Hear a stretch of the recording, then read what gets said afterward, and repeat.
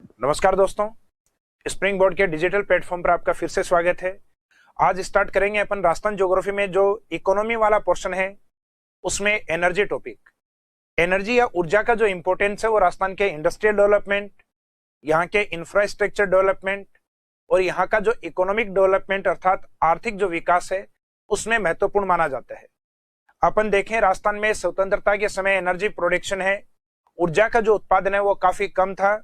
जो आज वर्तमान में अगर हम देखें तो राजस्थान में लगभग 22,000 मेगावाट ऊर्जा का उत्पादन होता है, जिसके कारण राजस्थान का आज वर्तमान में जो औद्योगिक विकास है, यहाँ का जो इंफ्रास्ट्रक्चर डेवलपमेंट है, यहाँ का जो इकोनॉमिक डेवलपमेंट है वो कंटिन्यू बढ़ रहा है।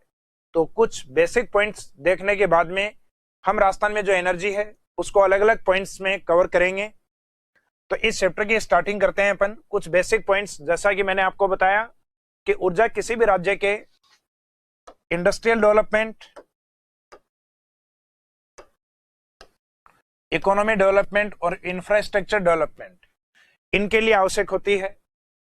और हम देखें राजस्थान के शुरुआती तौर पे जो स्वतंत्रता के समय है ऊर्जा उत्पादन काफी कम था, जो मात्र 13 मेगावाट के आसपास था। और आज वर्तमान में जो करंट डेटाज है एनर्जी में, जनरली जो डेटाज रिलीज किए जाते हैं, जैसे फेब या मार्च के अंदर जिस भी साल ये डेटा रिलीज किए जाते हैं उससे जस्ट लास्ट वाला जो ईयर है उसका 31 दिसंबर का जो डेटा होता है अप्रोक्सीमेट, वो डेटा आपको देखने को मिलते हैं इकोनॉमिक रिव्यू के अंदर। तो अभी राजस्थान के अंदर जो लेटेस्ट डेटा है वो दिसंबर 2020 के हैं, यहाँ 21 नहीं, 31 दिसंबर 2020 अर्थात 2020 के जो डेटा रिलीज किए गए हैं उसके अकॉर्डिंग अभी वर्तमान में जो एनर्जी कैपेसिटी है राजस्थान की वो लगभग 21,835 मेगावाट। हालांकि इसको राउंड फिगर में आप 836 लिख सकते हो क्योंकि 35 के बाद में 0.90 है, तो ये कई जगह आपको ये डेटा भी मिलेगा 21,836 megawatt.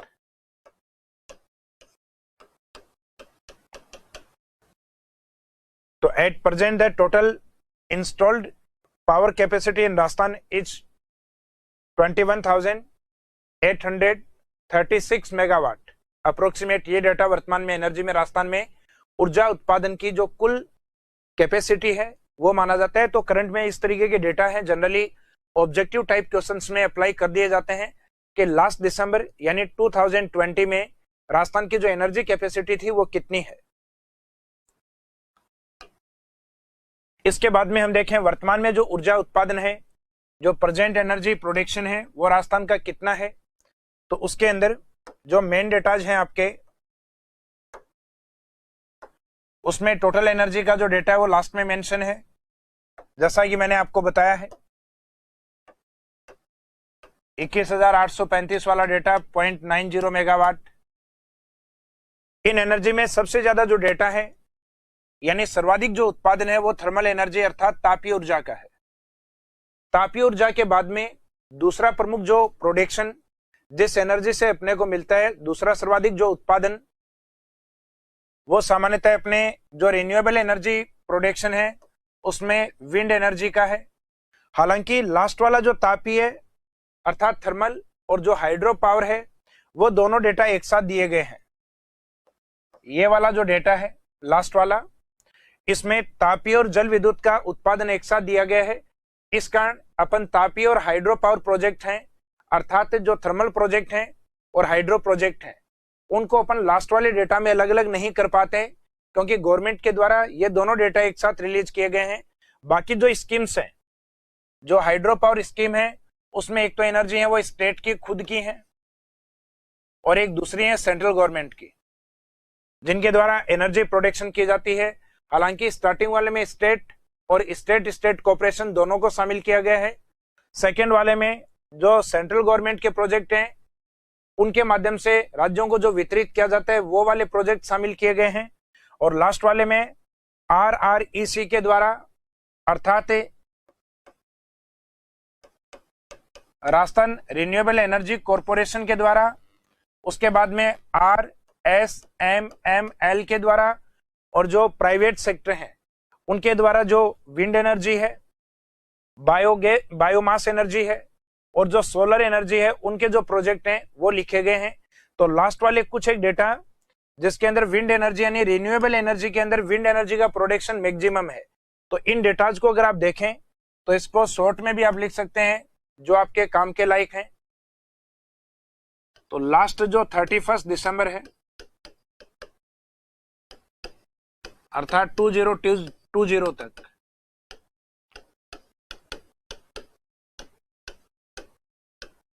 Total energy capacity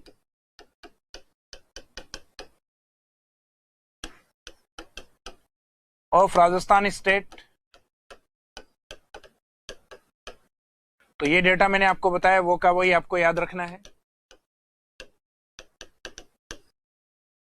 21,835.90 megawatt. अब इस टोटल एनर्जी कैपेसिटी में से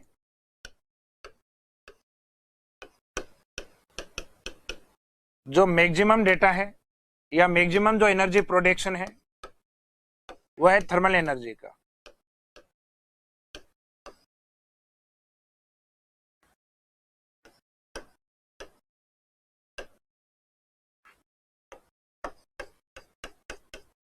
उसके बाद में अभी जो दिए गए डेटा है उसमें विंड एनर्जी, हाइड्रो या जल ऊर्जा, विंड यानी जो पवन ऊर्जा है उसके बारे में, उसके बाद में है हाइड्रो एनर्जी अर्थात जल ऊर्जा। थर्मल एनर्जी के बारे में कहा जाता है जो टोटल एनर्जी प्रोडक्शन होता है उसमें सबसे ज्यादा जो पार्टिसिपेट या सर्वाधिक जो योगदान है वो थर्मल एनर्जी का होता है। जो टोटल एनर्जी है उसमें लगभग 55 to 60% यानी अनुमानित 55 से और 60% तक जो एनर्जी प्रोडक्शन डेटा है वो आपके थर्मल एनर्जी से रहते हैं। उसके बाद में जो डेटा है वो विंड एनर्जी और हाइड्रो एनर्जी का रहता है। इसके बाद में हम देखते हैं, जैसा कि आपको मैंने बताया कि thermal energy contributes is maximum in energy, ऊर्जा में सर्वाधिक जो ऊर्जा उत्पादन का योगदान है वो मुख्यतः थर्मल अर्थात तापीय ऊर्जा का होता है।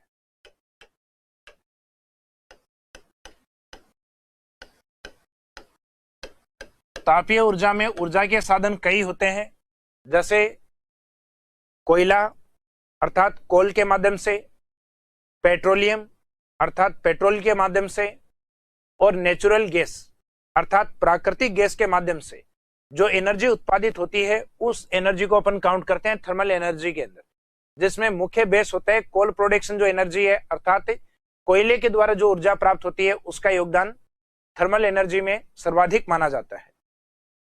तो इसमें लिखा हुआ है coal contributes is maximum in the thermal energy, अर्थात जो थर्मल या तापीय ऊर्जा है उसमें योगदान सर्वाधिक कोयले का होता है।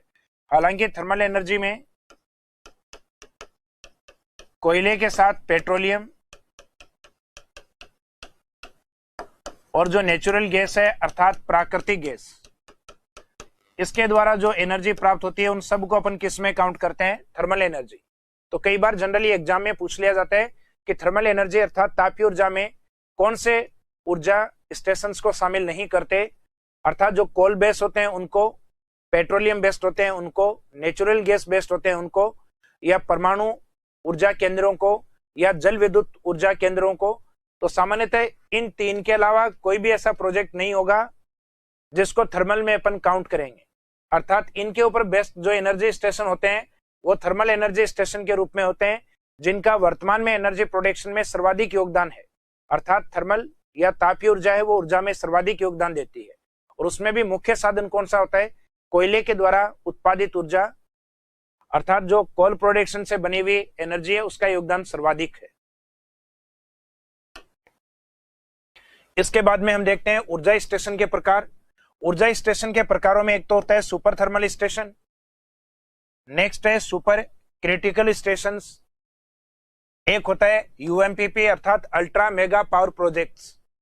इनको इनकी कैपेसिटी के अकॉर्डिंग डिफाइन किया जाता है। जैसा कि जनरली हम देखते हैं सुपर थर्मल स्टेशन जो है उसमें पूरे स्टेशन का जो कैपेसिटी है वो 100 मेगावाट होना चाहिए। वो 100 मेगावाट चाहे वहां पे 100 मेगावाट की 10 यूनिट लगी हुई हो,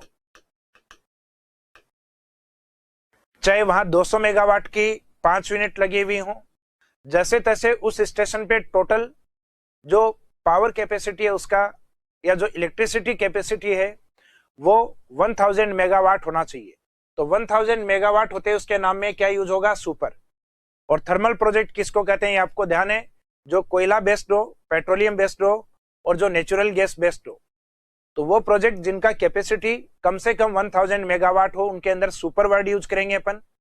नेक्स्ट है सुपर क्रिटिकल, जिसमें कम से कम पावर 1000 मेगावाट तो होना चाहिए और उसमें कोई भी एक यूनिट मोर देन 500 मेगावाट होना चाहिए।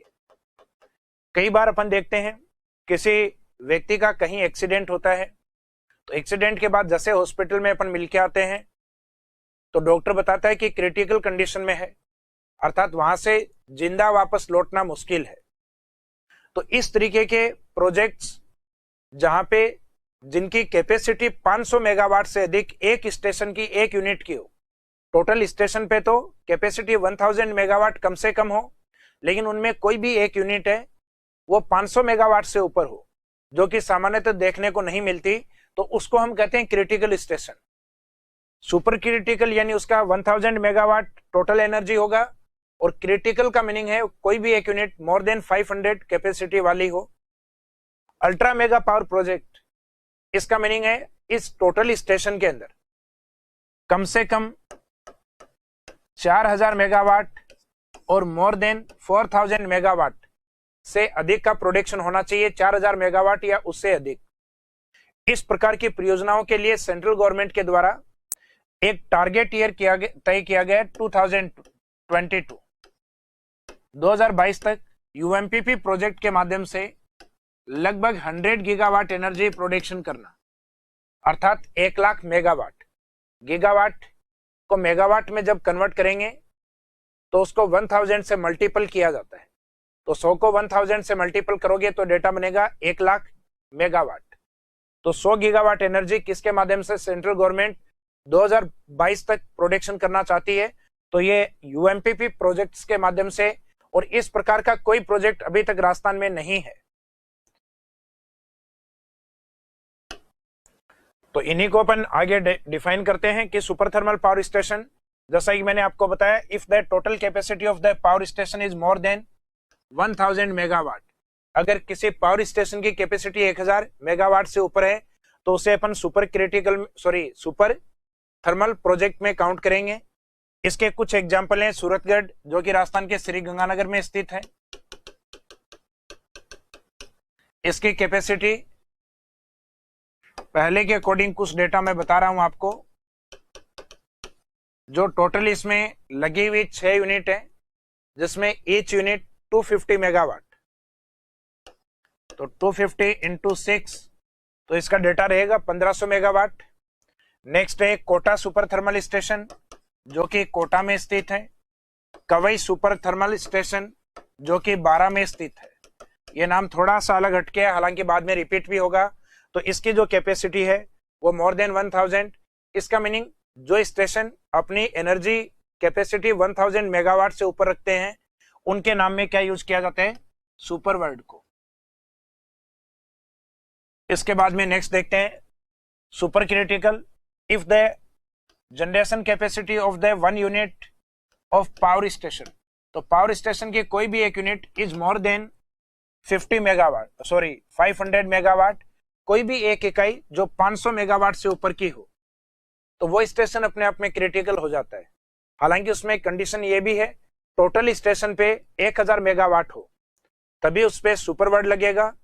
बाकी क्रिटिकल तो तब भी लगा सकते हो जब एक यूनिट लगी हुई हो और मोर देन 500 मेगावाट से अधिक कैपेसिटी हो, अर्थात 500 मेगावाट से अधिक का अगर उत्पादन किसी एक इकाई से होता हो तो उसको आप क्रिटिकल प्रोजेक्ट कह सकते हैं।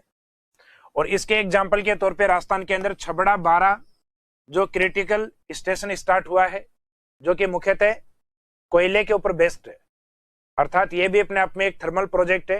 अर्थात जो कोयला, पेट्रोलियम और नेचुरल गैस वाले प्रोजेक्ट होते हैं वो अपने आप में तापीय या थर्मल एनर्जी स्टेशन में काउंट होते हैं।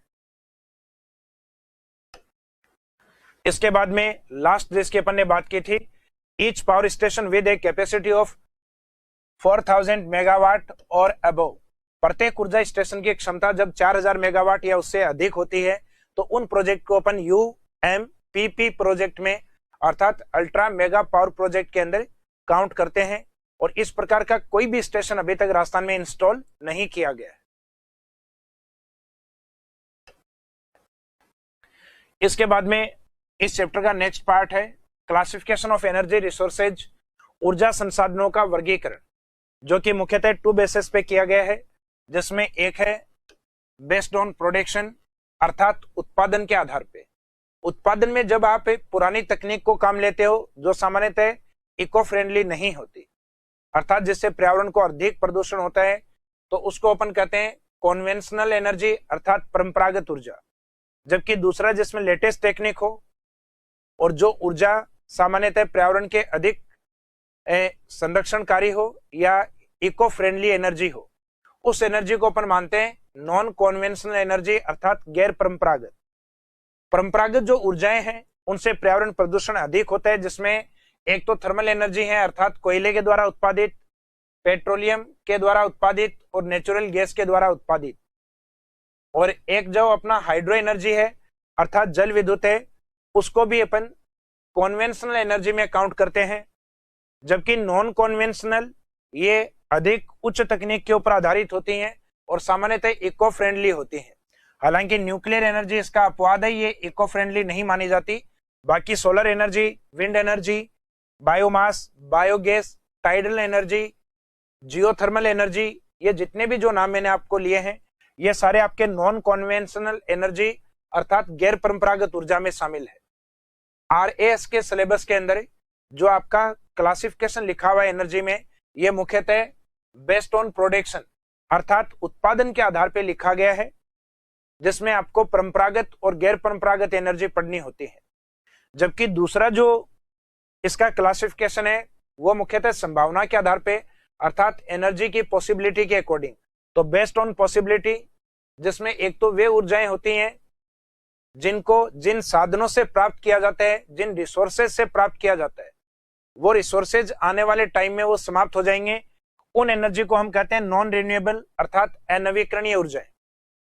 जैसे ये जितनी भी एनर्जी है ये सारी मुख्यतः खनिज पे डिपेंड है और मिनरल्स का एक निश्चित टाइम है जो जब तक हम उनको प्राप्त कर सकते हैं, और जैसे ही मिनरल्स समाप्त हो जाएंगे ये ऊर्जा फिर प्राप्त नहीं की जा सकती।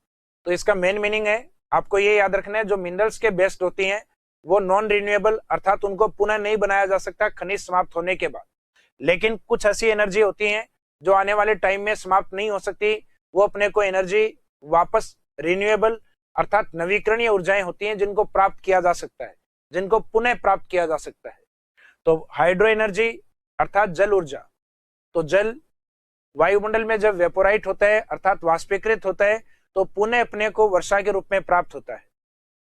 सोलर एनर्जी, सूर्य जैसे उदय होता है शाम को जैसे ही अस्त होता है, यानी सनराइज और सनसेट होता है, उसके बाद सूर्य वापस अगले दिन सनराइज होगा और ये तय है कि ये हर दिन होता है। तो सोलर एनर्जी आने वाले टाइम पीरियड में समाप्त नहीं होने वाली। रिन्यूएबल एनर्जी में सर्वाधिक जिस एनर्जी की संभावना है वो सोलर एनर्जी मानी जाती है। उसके बाद में विंड एनर्जी, बायोगैस, टाइडनल अर्थात ज्वारीय ऊर्जा। जनरली आपको इसमें यह देखना होता है कि जो उत्पादित ऊर्जा है वो क्या किसी मिनरल्स के ऊपर बेस है क्या। अगर किसी मिनरल्स के ऊपर डिपेंड है तो इसका मीनिंग वो नॉन रिन्यूएबल है, और अगर मिनरल्स के ऊपर नहीं है तो इसका मीनिंग वो रिन्यूएबल एनर्जी है। जैसे इस साइड वाली जितनी भी एनर्जी है ये किसी भी मिनरल्स के ऊपर डिपेंड नहीं है, और इस साइड वाली जो एनर्जी है जैसे कोल, कोयला, तो कोयले के निश्चित भंडार पृथ्वी के अंदर है और वो समाप्त होने के बाद ये एनर्जी समाप्त हो जाएगी। नेचुरल गैस ये भी एक प्रकार का मिनरल्स है, पेट्रोलियम ये भी मिनरल्स है। न्यूक्लियर एनर्जी जो कि मुख्यतः यूरेनियम और थोरियम जैसे मिनरल्स है जिनके ऊपर डिपेंड करती है। तो इसका मीनिंग नॉन रिन्यूएबल एनर्जी में जो मिनरल्स डिपेंड एनर्जी होती है सामान्यतः तो उसको शामिल करते हैं, जबकि रिन्यूएबल एनर्जी में मिनरल्स एनर्जी काउंट नहीं की जाती। तो ये वाला क्लासिफिकेशन RS के सिलेबस में नहीं दिया गया है, वैसे आपको नॉलेज होना चाहिए। पॉसिबिलिटी या संभावना के अकॉर्डिंग ऊर्जा को अगर पुनः बनाया जा सकता है उसी टेक्निक और उसी रिसोर्स से, तो इसका मीनिंग वो रिन्यूएबल एनर्जी है, और उसी रिसोर्स से अगर उसको आने वाले फ्यूचर में बनाना मुश्किल हो तो उसको अपन कहते हैं नॉन रिन्यूएबल एनर्जी। तो इसका जो नेक्स्ट स्लाइड है हिंदी के अंदर, उत्पादन के आधार पर परंपरागत और गैर परंपरागत और संभावना के आधार पर अनवीकरणीय और नवीकरणीय, अर्थात नॉन रिन्यूएबल और रिन्यूएबल एनर्जी। अब इसमें स्टार्टिंग करते हैं अपन उत्पादन के आधार पे जो कॉन्वेंशनल एनर्जी है, जिसका डेफिनेशन मैंने आपको स्टार्टिंग में भी बताया था कि these energy resources which are being consume since a long time and does not require new technologies to get energy from them are called conventional energy resources. यानी जो लंबे समय से ऊर्जा बनती आ रही है, जिसमें किसी नवीन तकनीक को काम में लेने की आवश्यकता नहीं है या सामान्यतः पुरानी तकनीक के ऊपर डिपेंड है, और जो नॉन इको फ्रेंडली एनर्जी होती हैं वो परंपरागत ऊर्जाएं होती हैं। जैसे कई बार ये शब्द अपने फैमिली में भी अपन सुनने को मिलता है कि अपने परिवार में ये काम ऐसा ही होता है, ये अपनी परंपरा है। इसका मीनिंग वो एनर्जी जो पुराने टाइम से बनती आ रही है वो कॉन्वेंशनल एनर्जी होती है, जो सामान्यतः नॉन इको फ्रेंडली अर्थात पर्यावरण संरक्षी ऊर्जाएं नहीं होती है। जैसे हाइड्रो एनर्जी जल ऊर्जा है, जिससे जल प्रदूषित होता है। नेक्स्ट है थर्मल एनर्जी अर्थात तापीय ऊर्जा, जिसके मेन रिसोर्स होते हैं कोल, नेचुरल गैस, पेट्रोलियम। तो इन रिसोर्सेज के माध्यम से जो एनर्जी बनती है वो अपने आप में परंपरागत या कॉन्वेंशनल एनर्जी के रूप में डिफाइन होती है। और दूसरा होता है जो कॉन्वेंशनल एनर्जी होती है, नॉन कॉन्वेंशनल एनर्जी होती है अर्थात गैर परंपरागत, उसमें न्यू टेक्नोलॉजी होती है और सामान्यतः इको फ्रेंडली एनर्जी होती है। तो इसमें देख सकते हैं these energy resources which are relatively new and which utilised advanced technology obtain energy from them are called non conventional energy. अर्थात ये ऊर्जा संसाधन जो अपेक्षाकृत नए हों, जिससे ऊर्जा प्राप्त करने के लिए उन्नत तकनीक की आवश्यकता होती है, उन्हें गैर परंपरागत ऊर्जा संसाधन कहा जाता है। और इसके एग्जाम्पल के तौर पे हम देख सकते हैं जो न्यूक्लियर एनर्जी है। हालांकि कई राष्ट्र ऐसे हैं जिन्होंने न्यूक्लियर एनर्जी को काफी पहले बनाना स्टार्ट कर दिया था, तो उन राष्ट्रों के लिए वो कॉन्वेंशनल अर्थात परंपरागत ऊर्जा है। भारत जैसे राष्ट्र जिसको लगभग 50 साल के आसपास न्यूक्लियर एनर्जी को प्रोडक्शन करते हुए टाइम हुआ है, अर्थात काफी कम समय हुआ है, उनके लिए अपने आप में ये नॉन कॉन्वेंशनल अर्थात गैर परंपरागत ऊर्जा है, नई ऊर्जा है। उसके बाद में biomass energy, tidal energy, wind energy and biogas energy, ये ऊर्जाएं जो सामान्यतः न्यू टेक्नोलॉजी पे डिपेंड है, जिससे पर्यावरण प्रदूषण अधिक नहीं होता, अर्थात ये इको फ्रेंडली एनर्जी होती है।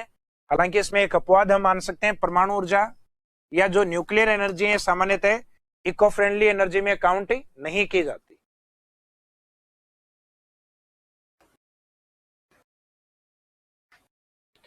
अब स्टार्ट करेंगे राजस्थान में जो ऊर्जा प्रोजेक्ट हैं, जिनको एक तो अपन जो कॉन्वेंशनल एनर्जी प्रोजेक्ट हैं उसके माध्यम से कवर करेंगे, अर्थात जिसमें हाइड्रो एनर्जी और थर्मल एनर्जी। थर्मल एनर्जी में इसमें तीनों बेस को अपन लेंगे, जिसमें एक तो कोल बेस्ड जो एनर्जी स्टेशन है, एक नेचुरल गैस अर्थात जो प्राकृतिक गैस के ऊपर आधारित है, एक है पेट्रोलियम बेस, जो भी एक भी एनर्जी स्टेशन अपने राजस्थान में नहीं है। हालांकि पेट्रोलियम का एक उत्पाद होता है, अर्थात पेट्रोलियम के साथ नेफ्ता का प्रोडक्शन भी होता है। जैसे पेट्रोलियम में कई उत्पाद होते हैं, पेट्रोल, डीजल, केरोसिन ऑयल और नेफ्था। तो जो नेफ्था है उस पर बेस्ड कुछ एनर्जी स्टेशन है, जिसको जनरली हम पेट्रोलियम का ही उत्पाद मानते हैं। तो यहाँ पे मेन पेट्रोलियम पे नहीं होके उसके उत्पाद नेफ्था के ऊपर आधारित जो एनर्जी स्टेशन है उनको हम देख सकते हैं। तो इसमें थर्मल एनर्जी के ये वाले प्रोजेक्ट अपने को राजस्थान में देखने हैं। और स्टार्टिंग करेंगे हम कॉन्वेंशनल अर्थात परंपरागत ऊर्जा में सबसे पहले हाइड्रो एनर्जी को, उसके बाद में स्टार्ट करेंगे गैर परंपरागत में ये वाले पोर्शन है इनको। तो आज के इस अपने टॉपिक में सबसे पहले अपन जो हाइड्रो एनर्जी है इसी को कवर करेंगे।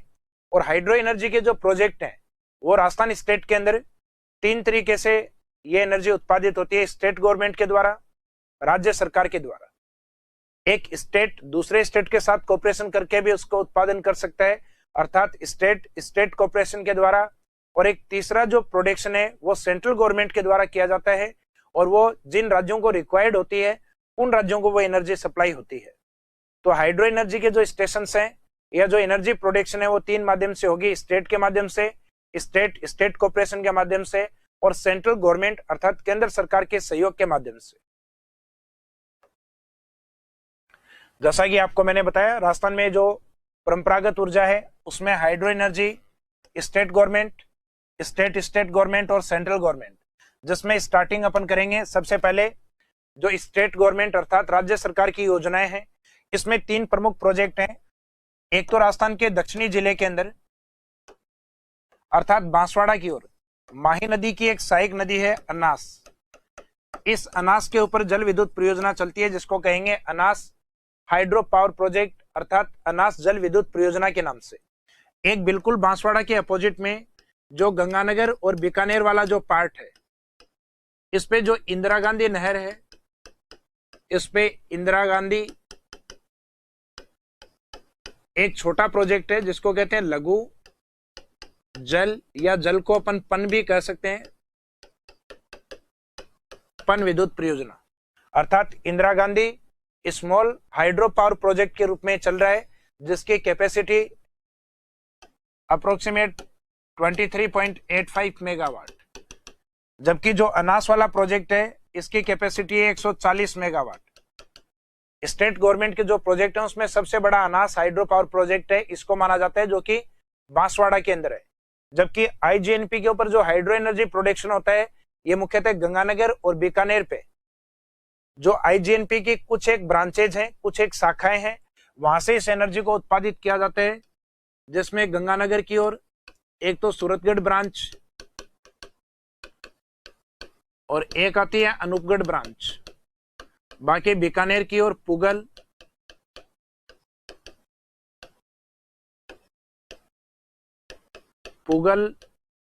दांतोर ब्रांच है, वहां से उत्पादन नहीं किया जाता। बीरसलपुर ब्रांच और एक आती है चारणवाला, अर्थात जो बीकानेर की ओर जो 4 ब्रांचेज हैं, 4 शाखाएं हैं, उनमें से दांतोर को छोड़ के बाकी 3 से हाइड्रो एनर्जी प्रोडक्शन होता है। और जो गंगानगर में सूरतगढ़ और अनूपगढ़ ये 2 ब्रांच या शाखा है, अर्थात टोटल आईजीएनपी पे 9 ब्रांचेज हैं, 9 शाखाएं हैं, जो कि मैंने आपको कैनाल या नहर के अंदर पढ़ाई थी।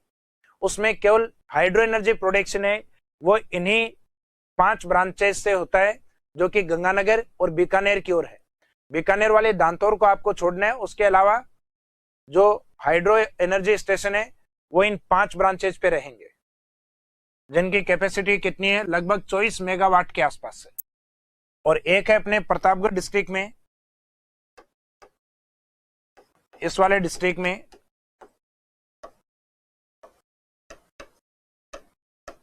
जाखम के नाम से एक छोटा प्रोजेक्ट है जिसको कहते हैं Jakham small hydro power station या स्मॉल हाइड्रो पावर प्रोजेक्ट।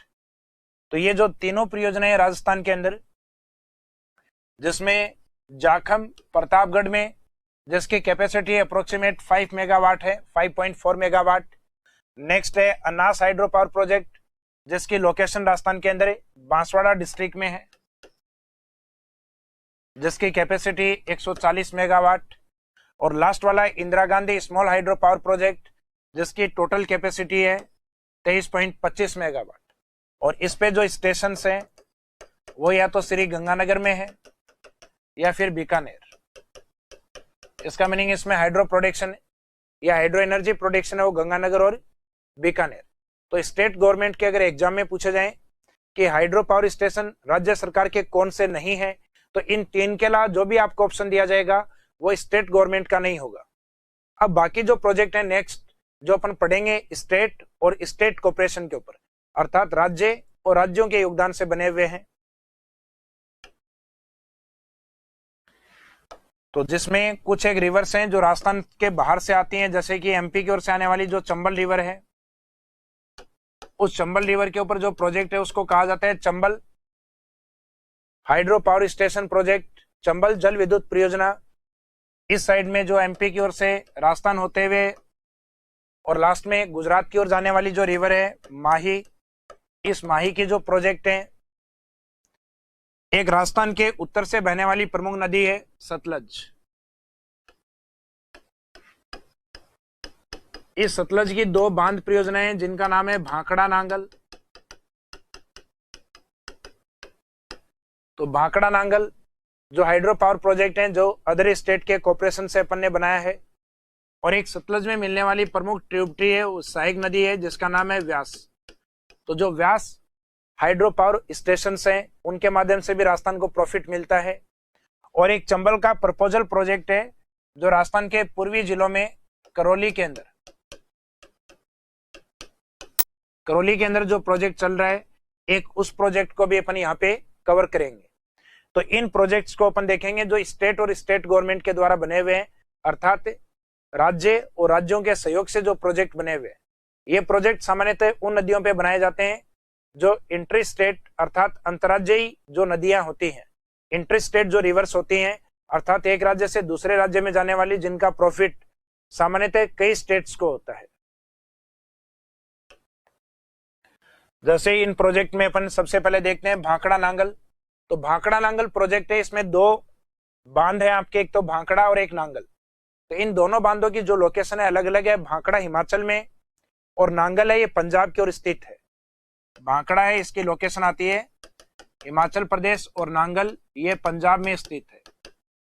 तो इनके ऊपर जो हाइड्रो पावर कैपेसिटी है उसका लगभग राजस्थान को प्रॉफिट मिलता है 15.2% अर्थात 227 मेगावाट, जबकि इसकी टोटल जो हाइड्रो पावर कैपेसिटी है वो लगभग 1500 मेगावाट अर्थात 1500 मेगावाट के आसपास है, जिसमें राजस्थान को लगभग 15.2% एनर्जी सप्लाई होती है। तो एक तो आपको ये याद रखना है लाभान्वित राज्य कौन कौन से हैं, इसमें ये याद रखने की आवश्यकता नहीं है। इस प्रोजेक्ट को बनाने में मुख्यतः राजस्थान, पंजाब और हरियाणा इन तीन स्टेट का योगदान है। बाकी इसका प्रॉफिट राजस्थान, पंजाब, हरियाणा के अलावा जैसे दिल्ली वाला पोर्शन है उसको भी दिया जाता है। इसके बाद आती है Beas hydro electricity hydro power project या हाइड्रो इलेक्ट्रिसिटी जो प्रोजेक्ट है, इसमें मुख्यतः व्यास के जो दो बांध हैं, एक बांध जिसका नाम है पोंग डैम हिमाचल में, ये इरिगेशन में आपको करवाया था मैंने सिंचाई वाले टॉपिक में, और एक दूसरा डैम है पंडोह डैम, ये भी हिमाचल प्रदेश में। तो इन दोनों डैम पे जो हाइड्रो एनर्जी स्टेशन लगे हुए हैं उसमें पोंग से हमें इलेक्ट्रिसिटी और वाटर सप्लाई होता है 59%, जबकि पंडोह से ओनली 20%। और दोनों डैम से जो हाइड्रो पावर राजस्थान को सप्लाई की जाती है उसका टोटल जो मात्रा है वो है 422 मेगावाट, 422 मेगावाट एनर्जी। तो इस प्रोजेक्ट में भी मुख्यतः राजस्थान, पंजाब और हरियाणा इन तीन स्टेट का कोऑपरेशन है, जिसमें राजस्थान की जो हाइड्रो इलेक्ट्रिसिटी है सप्लाई है वो भाखड़ा नांगल से अधिक है। इसमें लगभग 422 मेगावाट और उसमें थी लगभग 227 मेगावाट। इसके बाद में जो नेक्स्ट प्रोजेक्ट है वो है माही बजाज सागर।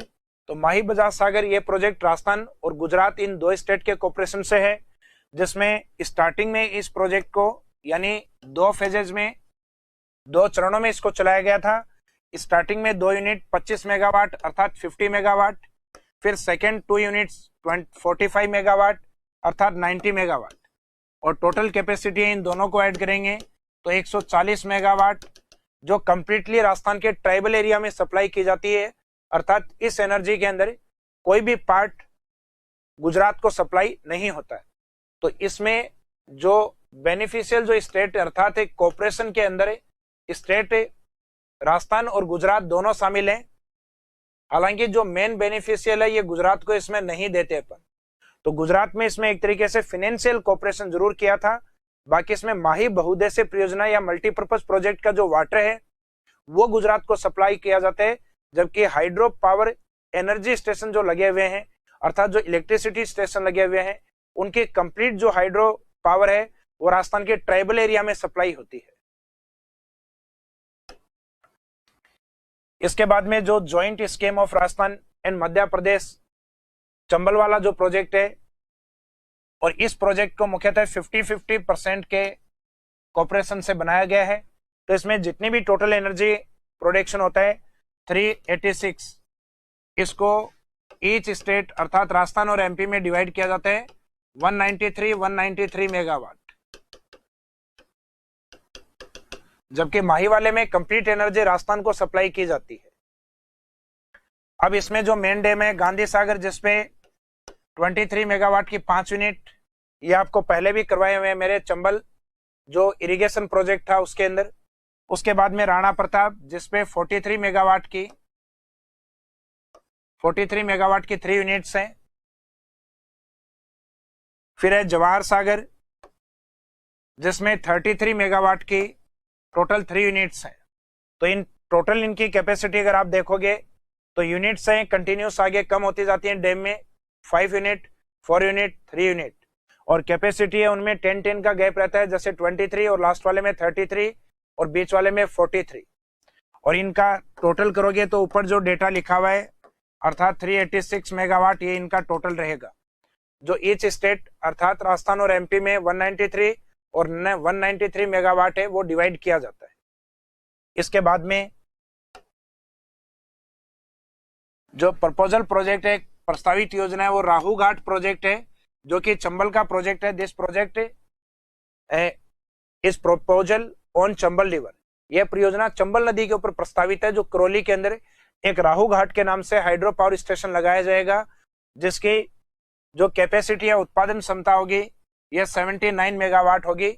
और जब भी चंबल के ऊपर प्रोजेक्ट होता है तो वो राजस्थान और एमपी का प्रोजेक्ट ही होता है और इक्वल कॉपरेशन पे होता है, अर्थात 50:50 के ऊपर।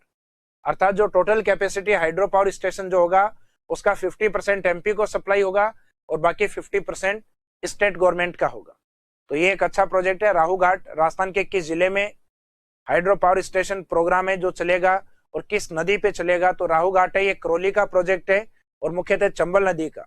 और चंबल का तो ये तय है कि इसमें अपने जो कोऑपरेशन करने वाला स्टेट है वो राजस्थान के साथ एमपी होगा, और अगर माही होता तो उसमें गुजरात होता, और अगर भाखड़ा नांगल और व्यास प्रोजेक्ट होते तो उसमें तय था कि राजस्थान के साथ पंजाब और हरियाणा शामिल होते। उसके बाद में सेंट्रल गवर्नमेंट के कुछ एक प्रोजेक्ट है। सेंट्रल गवर्नमेंट वाले प्रोजेक्ट में कुछ योजनाएं जो कि जम्मू कश्मीर से जुड़ी हुई हैं, कुछ हिमाचल प्रदेश से और कुछ हैं उत्तराखंड से रिलेवेंट। तो इन जल विद्युत परियोजनाओं की जो कैपेसिटी है वो 1000 मेगावाट से ऊपर है, अर्थात जितने भी स्टेशन होंगे इन सब में कॉमन वर्ड यूज होगा सुपर हाइड्रो पावर प्रोजेक्ट। और इन हाइड्रो पावर प्रोजेक्ट के लिए सेंट्रल स्तर पे एक एजेंसी भी बनी हुई है, जैसे कि नेशनल हाइड्रो पावर कॉरपोरेशन, जिसका नाम क्या है, राष्ट्रीय जल विद्युत जो निगम है उसके नाम से इसको जाना जाता है, एनएचपीसी के द्वारा। तो ये जो सेंट्रल गवर्नमेंट के प्रोजेक्ट हैं ये सामान्यतः एनएचपीसी के द्वारा चलाए जाते हैं, जिसमें जम्मू कश्मीर की ओर जो संचालित परियोजनाएं हैं, जिसमें एक तो आती है सलाल परियोजना, आगे सब में कॉमन वर्ड यूज होगा इनमें,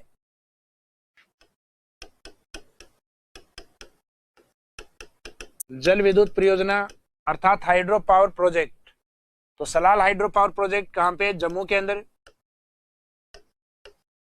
एक आता है दुलहस्ती प्रोजेक्ट, और ये दोनों परियोजनाएं चिनाब नदी पर है। एक आता है उरी जल विद्युत परियोजना, यह आती है झेलम रिवर पर। तो ये 3 प्रोजेक्ट हैं जो एनएचपीसी के द्वारा संचालित हैं जम्मू कश्मीर के अंदर, जिसमें 2 चिनाब के और एक है झेलम रिवर का। तो इन प्रोजेक्ट्स को अपन देख भी सकते हैं, जैसे कि सलाल प्रोजेक्ट है, ये चिनाब नदी के ऊपर संचालित है, और इसका संचालन किसके द्वारा किया जाता है, एनएचपीसी के द्वारा। और इसका जो प्रॉफिट है वो कई स्टेट को होता है, उन स्टेट में एक राजस्थान भी है, सभी स्टेट के नाम याद रखने की आवश्यकता नहीं, आपको सिर्फ ये पता होना चाहिए इस प्रोजेक्ट से राजस्थान को भी प्रॉफिट मिलता है, तो राजस्थान को भी इस परियोजना से लाभ मिलता है। तो इसमें 2-3 चीजें इंपॉर्टेंट रहेंगी। एक तो ये परियोजना किस राज्य में है, किस रिवर पे प्रोजेक्ट चल रहा है, किस संस्था के द्वारा या किस एजेंसी के माध्यम से इसको संचालित किया जा रहा है, और एक किस कौन कौन से स्टेट, अर्थात उसमें ये देखना है राजस्थान स्टेट शामिल है ना, राजस्थान शामिल है तभी इन प्रोजेक्ट को अपन एनर्जी में राजस्थान के अंदर कवर करते हुए चल रहे हैं। इसके बाद में जम्मू कश्मीर वाले जो प्रोजेक्ट हैं उसके अंदर दुलहस्ती प्रोजेक्ट, ये भी एनएचपीसी के द्वारा संचालित है, और ये दुलहस्ती प्रोजेक्ट है ये भी मुख्यतः चिनाब नदी का प्रोजेक्ट है। This project is run on Chenab river, और इस प्रोजेक्ट में भी कई स्टेट हैं जिनमें एक राजस्थान स्टेट भी शामिल है।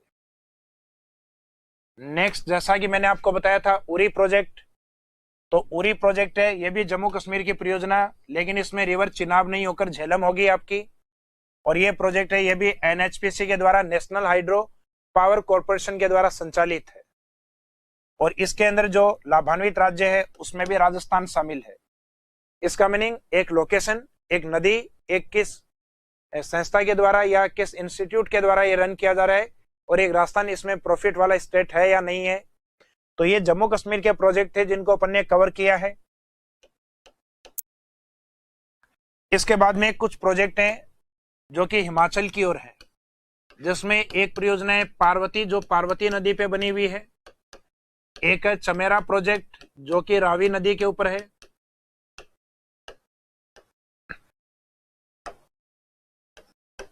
एक प्रोजेक्ट है नाथपा झाकरी, तो जहां पार्वती है वहां उनके नाथ हैं, अर्थात ये भी हिमाचल में है। तो नाथपा झाकरी ये सतलज का प्रोजेक्ट है, और ये तीनों परियोजनाएं एनएचपीसी के द्वारा संचालित है, अर्थात ये पॉइंट इन तीनों में कॉमन रहेगा, और ये तीनों प्रोजेक्ट हिमाचल में है, ये पॉइंट इसमें कॉमन रहेगा, और इन तीनों परियोजनाओं से राजस्थान को लाभ मिलता है, ये पॉइंट भी इन तीनों में कॉमन रहेगा। अर्थात एक तो इनका एनएचपीसी, एक स्टेट और एक राजस्थान लाभान्वित है, बस इसमें अलग होगा कि ये प्रोजेक्ट किस किस नदी पे है, जैसे पार्वती पार्वती नदी पे, चमेरा रावी नदी पे, लास्ट वाले शब्द को लेना है रा से रावी, और ये नाथपा झाकरी ये सतलज का प्रोजेक्ट है।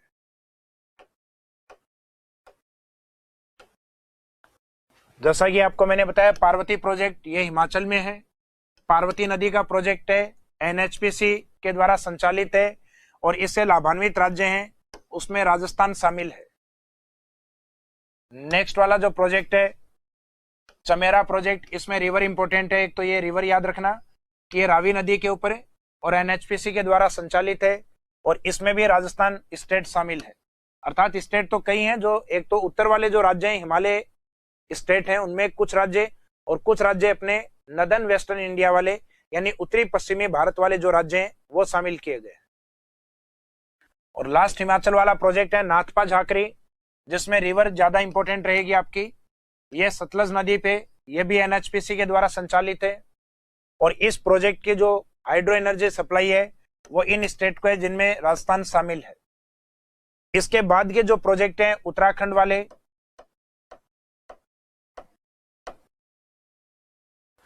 उत्तराखंड वाले जो प्रोजेक्ट हैं उसमें अपन शामिल करते हैं, एक तो जो टिहरी प्रोजेक्ट है उसको, एक टनकपुर के नाम से आता है उस प्रोजेक्ट को, और एक आता है धौली गंगा के नाम से, अर्थात Tehri hydro power project, Tanakpur hydro power project, Dhauli Ganga hydro power project. इनमें एक टिहरी वाले प्रोजेक्ट को छोड़ के बाकी टनकपुर और धौली गंगा ये दोनों एनएचपीसी के द्वारा संचालित है, जबकि टिहरी का खुद का अपना हाइड्रो पावर कॉर्पोरेशन बना हुआ है, जैसे टिहरी वाले को कहते हैं national Tehri hydro power corporation, तो उसको सामान्यतः टिहरी हाइड्रो पावर कॉर्पोरेशन के नाम से अर्थात टीएचपीसी के नाम से जाना जाता है। बाकी तीनों प्रोजेक्ट आपके उत्तराखंड से रिलेवेंट है। नदियों के नाम टिहरी के अंदर गंगा की मुख्य धारा मुख्य ब्रांच भागीरथी होती है, टनकपुर में काली रिवर जिसको हम शारदा रिवर भी कहते हैं, जबकि धौली गंगा में खुद ये नदी का नाम है धौली गंगा, तो धौली गंगा इसमें रहती है। तो इन प्रोजेक्ट्स में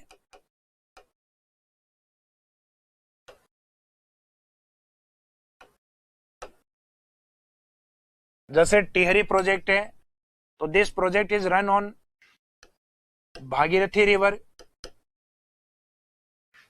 bye Tehri hydro power development corporation, अर्थात ये THPC के द्वारा संचालित होता है, अर्थात इसमें नेशनल हाइड्रो पावर कॉरपोरेशन नहीं होके THPC होता है। राजस्थान प्रॉफिट वाले स्टेट में इसमें शामिल है, अर्थात टिहरी की जो हाइड्रो स्टेशन है उसकी एनर्जी राजस्थान तक को सप्लाई की जाती है, जो मुख्यतः भागीरथी नदी पे है, गंगा की मुख्य धारा के ऊपर। ये रिवर का नाम है भागीरथी। भागीरथ तो उन व्यक्ति का नाम था जिन्होंने गंगा को शिव की जटाओं से धरातल पे अर्थात हिमालय से धरातल के ऊपर लेकर आए थे। रिवर को भागीरथी कहा जाता है। इसके बाद में नेक्स्ट है टनकपुर प्रोजेक्ट। ये भी उत्तराखंड का प्रोजेक्ट है और ये काली या शारदा रिवर का प्रोजेक्ट है, और इसके जो लाभान्वित राज्य हैं उसमें भी राजस्थान शामिल है। बाकी और स्टेट के नाम है वो आपको सामान्यतः याद नहीं करने हैं, बाकी अगर रट सको तो बाकी सबको याद कर लीजिए, बाकी इंपोर्टेंस राजस्थान का है। इसके बाद में Dhauli Ganga hydro power project है। यह भी उत्तराखंड का जो धौली गंगा नदी के ऊपर है, NHPC के द्वारा संचालित है, अर्थात जो सेंट्रल गवर्नमेंट के 9 हाइड्रो पावर प्रोजेक्ट आपको मैंने पढ़ाए हैं, उन 9 में से 8 में आपका NHPC है। एक टिहरी के अंदर एन की जगह आपको यूज करना है THPC, अर्थात Tehri hydro power development corporation. और इसके जो लाभान्वित राज्य हैं उसके अंदर भी राजस्थान शामिल है। और एक अपना इंटरनेशनल हाइड्रो पावर स्टेशन है या हाइड्रो पावर प्रोजेक्ट है जो कि भूटान से रिलेवेंट है। उस योजना का नाम है ताला प्रोजेक्ट, ताला हाइड्रो पावर प्रोजेक्ट, जिससे राजस्थान को भी प्रॉफिट मिलता है, जिससे टोटल कितना यूनिट उत्पादित होता है 57.68 यूनिट विद्युत प्राप्त होती है। हालांकि ये राजस्थान की सप्लाई है ताला प्रोजेक्ट से, अर्थात ये भूटान में स्थित होने के कारण एकमात्र इंटरनेशनल हाइड्रो पावर स्टेशन है भूटान में स्थित। तो ये एक विशेष बिंदु के रूप में आप याद रखिएगा। बाकी मेन जो हाइड्रो पावर प्रोजेक्ट्स हैं वो स्टेट के और सेंट्रल गवर्नमेंट के, जिसमें केंद्र सरकार के जो हाइड्रो पावर स्टेशन हैं वो अधिक कैपेसिटी वाले हैं, जिनसे राजस्थान को अधिक प्रॉफिट मिलता है। बाकी स्टेट का या स्टेट कॉर्पोरेशन के जो हाइड्रो पावर स्टेशन है उनकी जो हाइड्रो एनर्जी कैपेसिटी है वो इतनी अधिक नहीं है जितनी NHPC प्रोजेक्ट की। हालांकि हाइड्रो पावर स्टेशन में अभी हमें और अधिक डेवलपमेंट की आवश्यकता है, क्योंकि ये एक प्रकार का रिन्यूएबल एनर्जी साधन है या रिसोर्स है जिन ऊर्जाओं को अपन फ्यूचर में भी बना सकते हैं। तो लास्ट में एज ए कंक्लूजन या निष्कर्ष के आधार पे हम कह सकते हैं there is need for more development and planning in hydro electricity projects so that energy security can be increased in Rajasthan by increasing energy production, अर्थात जो जल विद्युत परियोजनाओं में अधिक विकास और नियोजन की हमें आवश्यकता है, ताकि ऊर्जा उत्पादन को बढ़ा के राजस्थान में ऊर्जा सुरक्षा को बढ़ाया जा सके। एनर्जी सिक्योरिटी का मीनिंग होता है 24 आवर्स